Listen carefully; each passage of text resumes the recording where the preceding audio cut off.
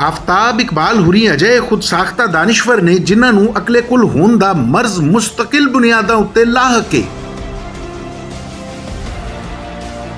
ਮਸੂਫ ਰੌਣਕ ਭਰੇ ਲਹਿਜੇ ਵਿੱਚ ਦੂਜਿਆਂ ਦੀ ਤੋਹੀਨ ਕਰਦਿਆਂ ਹੁਣ ਪਾਗਲਪੁਣੇ ਦੀ ਉਸ ਹੱਦ ਤੱਕ ਪਹੁੰਚੇ ਨੇ ਕਿ ਪਾਕਿस्तान बनाने ਦੀ तहरीक बारे भी ऑल फॉल बकते रहते ने। इस तकसीम के पीछे ये जो वर्ल्ड पावर्स थी ना उस वक्त की, उनकी ख्वाहिश थी कि बहर सूरत फौरी तौर पर एक आइडियोलॉजिकल स्टेट मजहब के नाम पर बन जाए, वरना रशिया चढ़ दौड़ेगा, सोवियत यूनियन टेक ओवर कर लेगा इस पूरे इलाके को।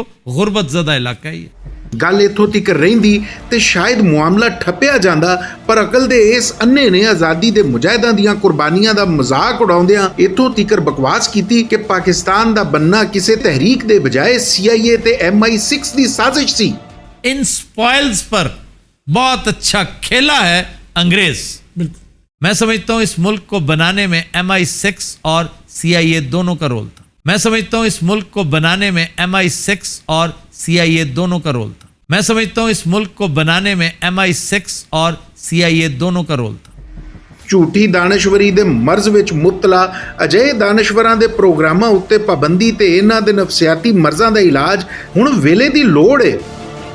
पैमरा नूं चाहीदा है कि आफताब इकबाल दी ज़हनी हालत ठीक होण तिकर इहदे TV ਸਕਰੀਨ ਰਾਹੀਂ बक-बक ਕਰਨ ਉੱਤੇ ਪਾਬੰਦੀ ਲਾਈ ਜਾਏ ਤਾਂ ਜੇ ਅਜਿਹੇ ਝੂਠੇ ਤੇ ਸ਼ੋਖੇ ਦਾਨਸ਼ਵਰਾਂ ਦੀ ਅਕਲ ਟਿਕਾਣੇ ਆਉਣ ਦੇ ਨਾਲ-ਨਾਲ ਇਹਨਾਂ ਨੂੰ ਤਾਰੀਖੀ ਹਕਾਇਕ ਦੀ ਸਮਝ ਵੀ ਚੰਗੀ ਤਰ੍ਹਾਂ ਆ ਜਾਏ।